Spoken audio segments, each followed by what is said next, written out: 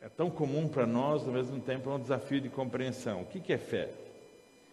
O que nos define, né? Como que nós entendemos fé? Nós estamos vivendo esse ambiente agora de política, né? E um uso demasiado da fé como propaganda eleitoral. Nós estamos vivendo isso.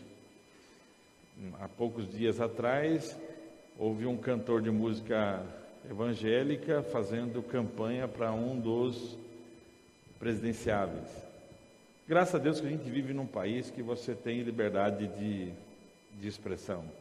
O problema não é a liberdade de expressão. O que nos preocupa é o uso da fé como propaganda eleitoral. E aqui talvez a gente confunde fé e religião, fé e cristandade. A sociedade humana já sofreu por causa do ideal de cristandade, ou seja, de você ter o domínio religioso da sociedade e da população. A Europa sofreu com a cristandade. Muito do que nós entendemos como fé, na verdade, se confunde com religião cristã e não fé cristã. E como hoje nós pensamos no cachorro quente, eu fiz um gancho aqui com um texto sobre pão e um texto de fé.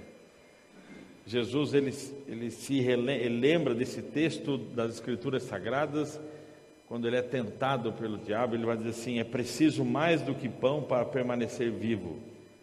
São necessárias palavras firmes que procedem da boca de Deus. Mateus 4:4. Talvez você conheça uma tradução no português que é assim: nem só de pão viverá o homem, mas de toda palavra que sai da boca de Deus. O que nos alimenta? Nós estamos falando de fé.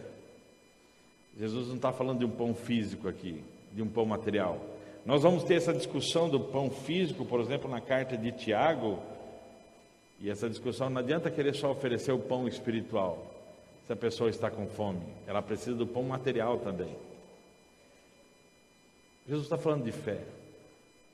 Ele está sendo tentado, colocado na parede sobre a sua fé. Você se recorda quando a fé nasceu em você? Foi despertada em você?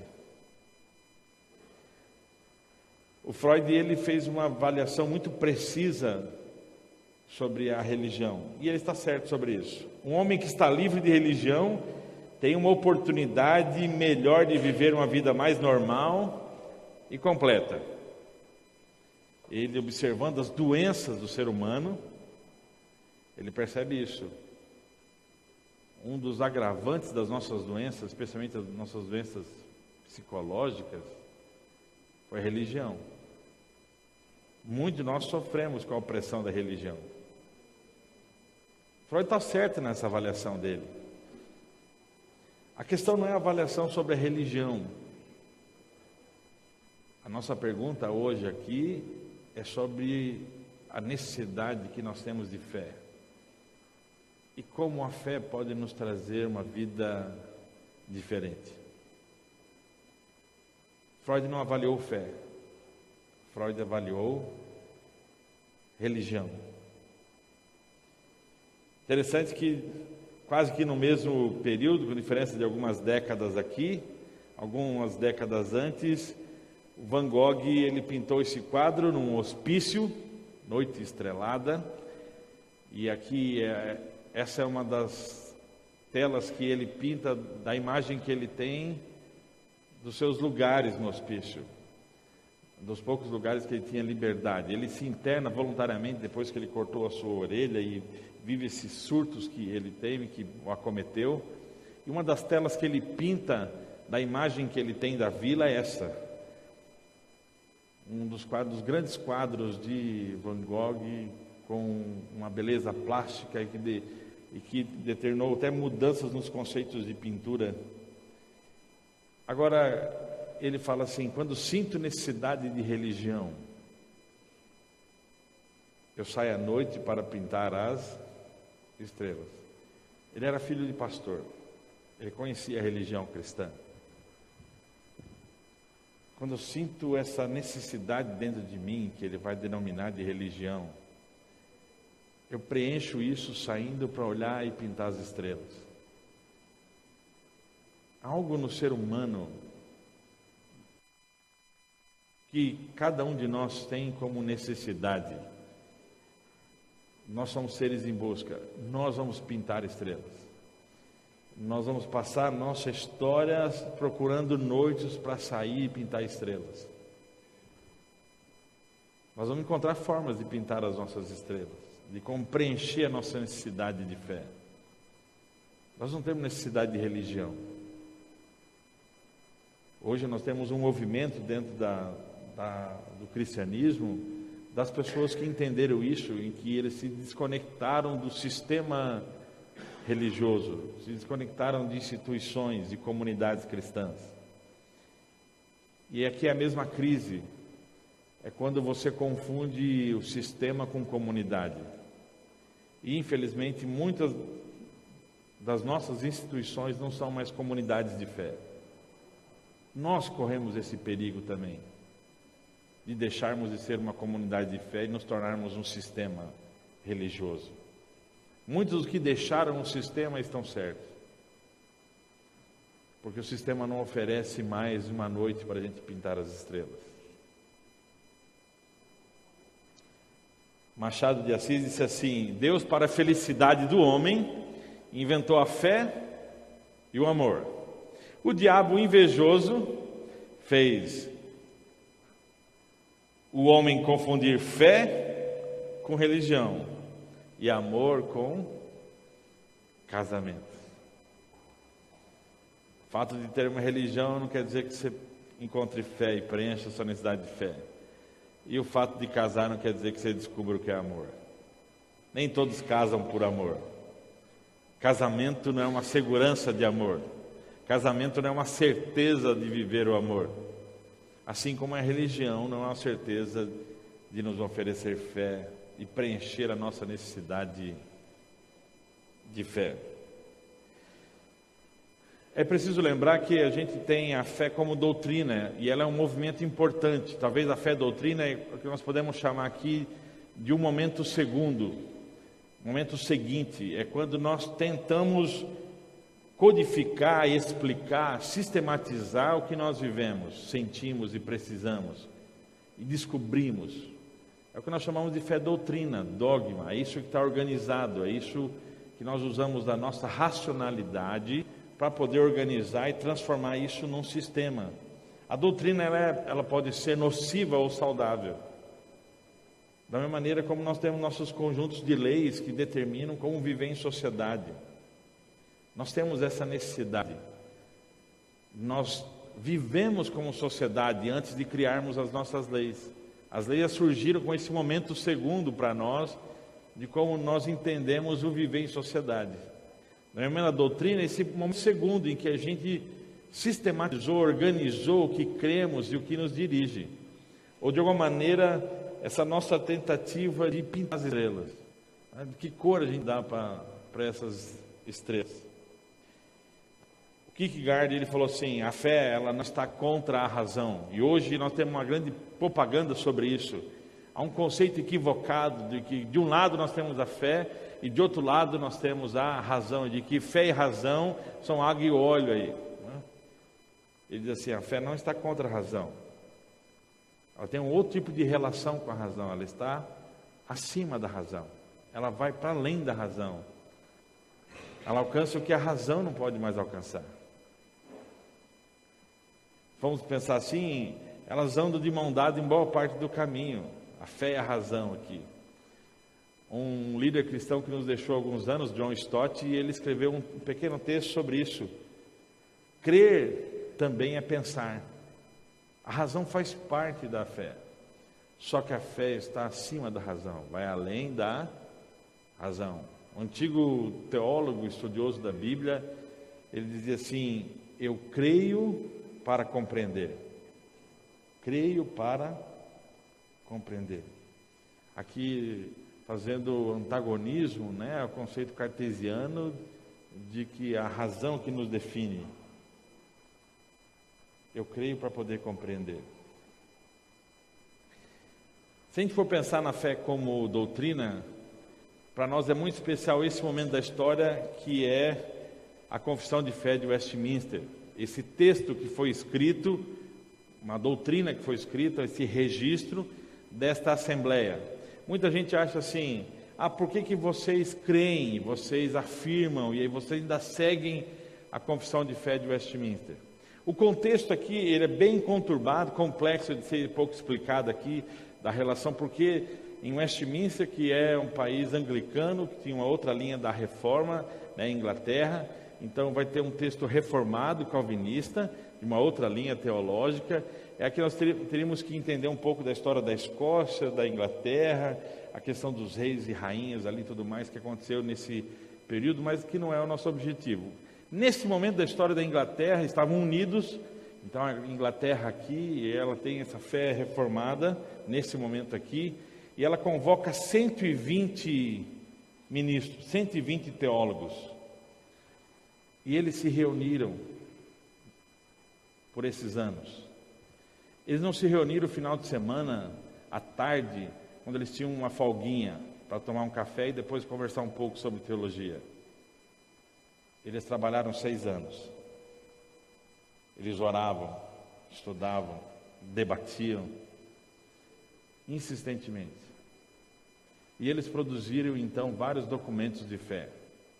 Produziram um catecismo maior, um catecismo menor, uma direção sobre o culto cristão. E entre esses documentos está esse documento sobre a fé cristã, a Confissão de Fé de Westminster. Alguns de vocês podem não conhecer a Confissão de Fé, mas recentemente você assistiu algumas cenas do interior da abadia de Westminster, do casamento, né, do príncipe, né? Então, se você for visitar, você não vai poder tirar foto nem filmar, mas a gente teve, como réis mortais, a oportunidade de ver algumas cenas do interior dessa grande obra de arquitetônica e religiosa que é a abadia de Westminster, que tem 10 séculos de história, tem reis e rainhas enterrados ali. Desde o século XI, todos os reis da Inglaterra são coroados na abadia de Westminster. E foi lá que aconteceu essa assembleia, que durou 6 anos, cujo documento de fé até hoje nos dirige. Para nós, como igreja local, aqui a Vitral é uma igreja reformada, esse documento de fé também nos dirige. A gente não está perdido na história, pegando onda e carona no mundo dos movimentos e nos achismos da nossa época. A gente tem raízes e raízes profundas. E como exemplo disso, eu tirei um desses capítulos com experiência. A fé também não é apenas doutrina. Muitos se perdem na fé doutrina. Muitos gastam a sua vida para compreender e querer dominar a fé doutrina, mas esquecem que antes de ser doutrina, a fé é uma experiência possível para mim e para você, pela graça de Deus. Deus nos criou com a capacidade de termos fé, com a necessidade da fé. E a fé é uma experiência possível para cada ser humano. Ela é uma experiência possível para nós. Muitos acham que mergulhando na fé doutrina, eles vão vivenciar a fé experiência. E isso não é verdade. Na verdade, o que fundamenta e talvez alimenta e nos fortalece na fé doutrina é a nossa fé experiência. A gente aprende sobre a oração. A gente aprende que a oração é trinitária. Nós oramos ao Pai, né, pelo intermédio de Jesus, com o auxílio do Espírito Santo. Isso é fé doutrina. O que é fé experiência? É quando no nosso lugar sozinho, naquela terça-noite, naquele momento sozinho no carro, a gente se abre para Deus em oração. Às vezes até sem palavras, mas a gente toca a Deus pela fé com a oração, e a gente pede o socorro de Deus, a gente pede a direção de Deus. Tiago fala assim: vocês precisam de sabedoria, peçam a Deus. Realmente, Deus, eu não sei o que fazer, me ajuda. Fé como uma experiência possível para cada um de nós. Por isso que em Westminster os teólogos eles definiram que a oração como esse meio de graça, ele aumenta e fortalece a nossa fé. Não é a fé doutrina que nos leva a essa experiência. Essa experiência, ela nos define, ela nos ajuda a entender a fé doutrina. Agora, sobretudo, a gente tem uma questão que a fé também é uma experiência pessoal. Quem que pode ter fé? Infelizmente, hoje nós estamos sendo bombardeados em nome da fé, em nome de Deus, em nome da Bíblia, de uma fé que é de poucos. Que poucos têm. Uma fé poderosa, uma fé milagrosa, uma fé tremenda, que poucos têm. Você não diz assim, eu posso ter essa fé. Essa experiência é possível para mim. Pelo contrário, ao ouvir sobre isso, você se afunda, você se humilha assim, eu nunca vou ter essa fé. Eu nunca vou dar esse passo. Isso não é para mim. Será que a fé é uma experiência pessoal? O que é essa experiência pessoal que cada um que está aqui nesse salão pode ter? Que amanhã, na sua segunda-feira, que digamos assim, seria o dia oficial da fé e experiência pessoal. O dia mundial da fé e experiência pessoal não é domingo. Esse momento nós podemos chamar da fé e experiência comunitária. Nós cantamos juntos a nossa fé. Nós somos alimentados aqui ouvindo sobre fé. Mas onde nós colocamos a nossa fé em prática e ela se torna uma experiência pessoal, não é no domingo. É na segunda, é na quarta. É quando os problemas batem à nossa porta, é quando nós somos confrontados com os nossos erros, quando nós somos confrontados com o medo, quando nós somos confrontados com a sociedade que nós vivemos, com ideias, com pensamentos, com sistemas. E aí? 2 Coríntios 5, 7, Paulo escreve, e Paulo foi um homem que foi transformado na experiência de fé. Ele já era um homem que dominava a fé doutrina. Paulo, antes de conhecer pessoalmente a Jesus, ele dominava a doutrina judaica, da fé no Deus judeu. Ele era doutor, ou se fosse hoje, seria cátedra aqui. Pensa num cara bam. Era Paulo. Além de ser poliglota, ter dupla cidadania, e se a gente entender o sistema educacional, a gente vai entender quem foi Paulo. As crianças judias, aos primeiros anos de idade, elas eram ser discípulos dos grandes mestres da sua época, da religião. Mas ele vai aprender a fé e experiência, fé como pessoal, naquele momento da estrada de Damasco, em que ele ouve de Jesus: por que você me persegue? Por que você me persegue? Interessante que esses dias, ouvindo uma entrevista do Karnal, ele fala assim: eu tenho inveja dos cristãos, porque eu gostaria de crer nisso. Eu gostaria de crer que essa experiência que Paulo teve ali no caminho de Damasco não foi só uma experiência física, de que ele cai do cavalo, ele tem um traumatismo, e esse traumatismo vai afetar o seu nervo óptico, por isso que ele vai ficar cego, e depois de alguns dias vai passar essa inflamação e ele vai voltar a enxergar. Então, eu gostaria de não crer que é apenas isso, né? Eu admiro os cristãos. Fé.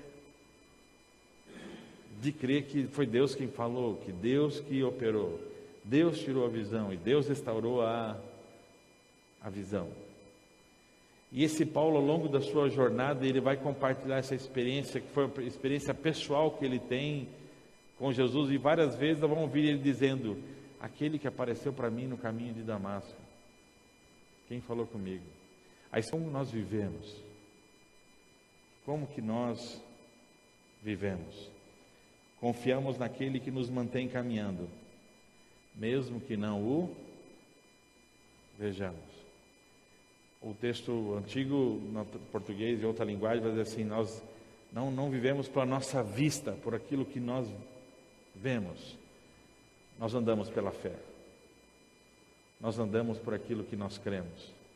E aqui Paulo está somando isso. A gente vive por aquilo que nós cremos como doutrina, naquilo que nós vivemos como experiência.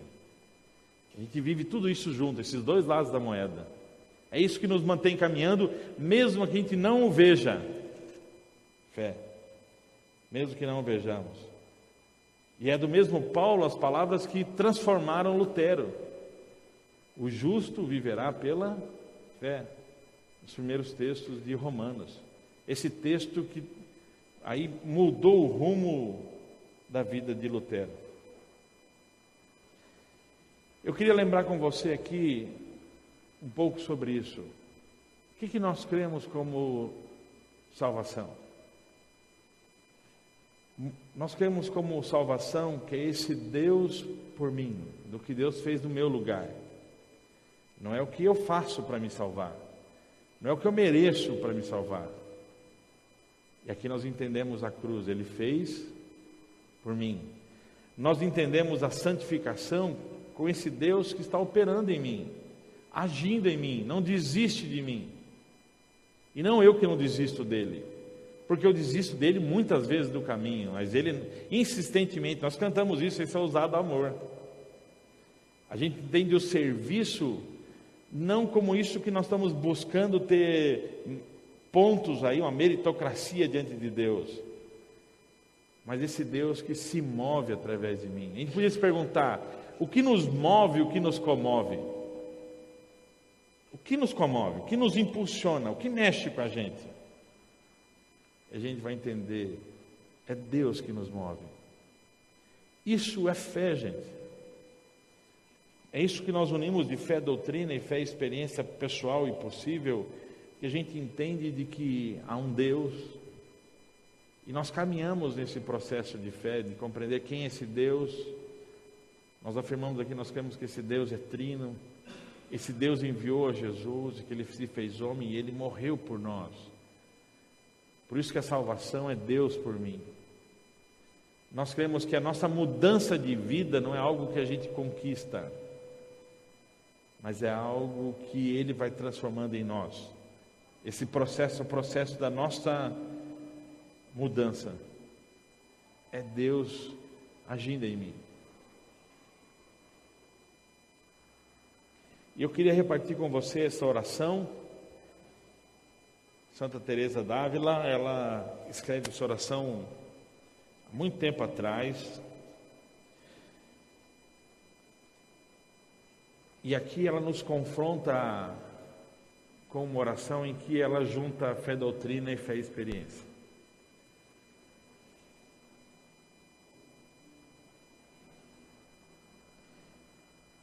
Não me mova, Senhor, para te amar, o céu que me prometeste. Nem me mova ao inferno tão temido, para deixar por isso de pecar contra ti. Tu me moves, Senhor. Move-me ver-te, pregado em uma cruz e escarnecido. Mova-me em ver teu corpo tão ferido. Move-me as tuas afrontas e tua morte. Mova-me, enfim, o teu amor. E de tal maneira que ainda não houvesse céu, eu te amaria. E que ainda não houvesse inferno, eu te temeria. Hoje, um dos grandes debates da fé e doutrina é céu e inferno. Se existe céu e inferno, o que é céu e inferno? Ainda que não houvesse céu, eu ainda te amaria. E que ainda não houvesse inferno, eu te temeria. Nada tens que me dar para que eu te queira. Pois mesmo que eu não esperasse o que espero, o mesmo que te quero, eu te quereria.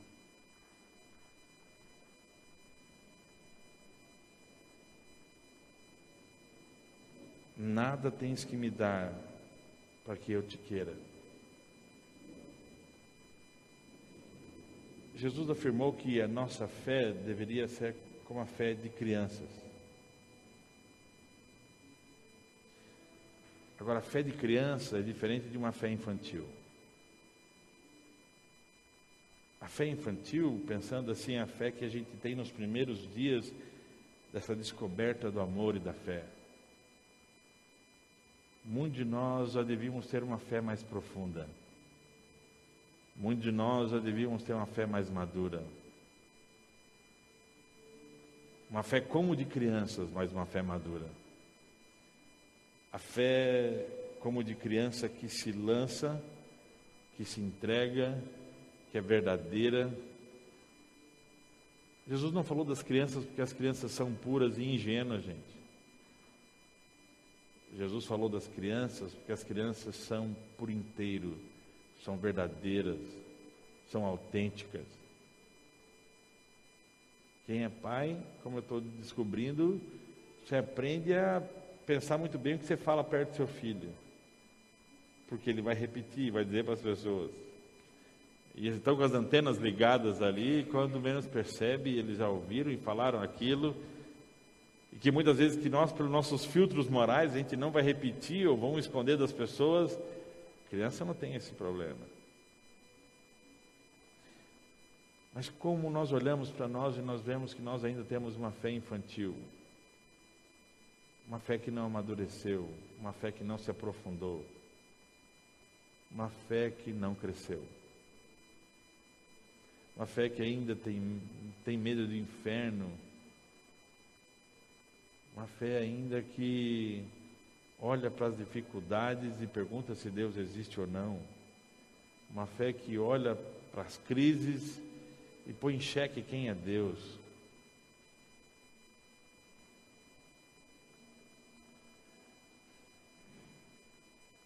Qual é o caminho para essa fé madura? Qual é o caminho para essa fé profunda? Qual é esse caminho para uma fé como essa, de que não importa se não houver céu, não importa se não houver inferno, não importa que você não responda nada para mim.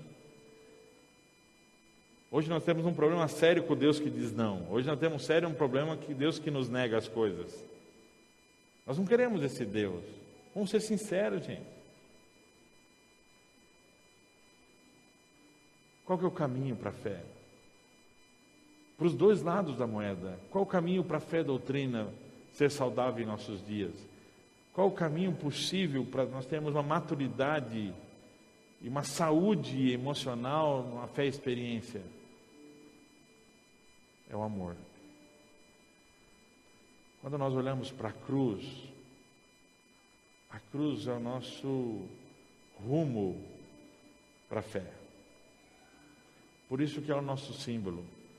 Por isso que ela nos instiga, nos provoca, nos confronta. Onde nós fomos confrontados com o que nós cremos. Por isso que ela vai lembrar aqui: move-me para te ver na cruz. Move-me para te ver sofrendo. Move-me para lembrar das tuas afrontas e das tuas feridas. Nós já conversamos sobre isso. Hoje nós temos um problema sério com o crucifixo. O crucifixo é um símbolo cristão muito importante, porque ele nos lembra disso. A cruz vazia tem o seu valor para nos lembrar a vitória e a esperança. Mas o crucifixo, ele nos lembra o discipulado, a entrega, o sofrimento, a jornada de fé. Eu não sei como hoje você avaliaria a sua fé. Eu sei como está a minha fé. Eu sei o que eu gostaria de amadurecer e crer. Eu sei o que eu gostaria mais de me lançar aos braços de Deus. Fé quer dizer isso. O termo fé em hebraico quer dizer se lançar nos braços. Eu já comentei isso com você da brincadeira que eu faço com a Ayla, de pôr ela em cima da cômoda e falar assim: pula, se joga. E ela está cada vez maior e mais louquinha, né? Mas até hoje ela sabe que ela pode pular e se joga, porque meus braços vão estar ali. Tenho certeza, se eu sair da frente, se um dia ela pular e cair no chão, ela não pulará mais do mesmo jeito, entregue, louca e tudo mais. O convite é se lançar nos braços.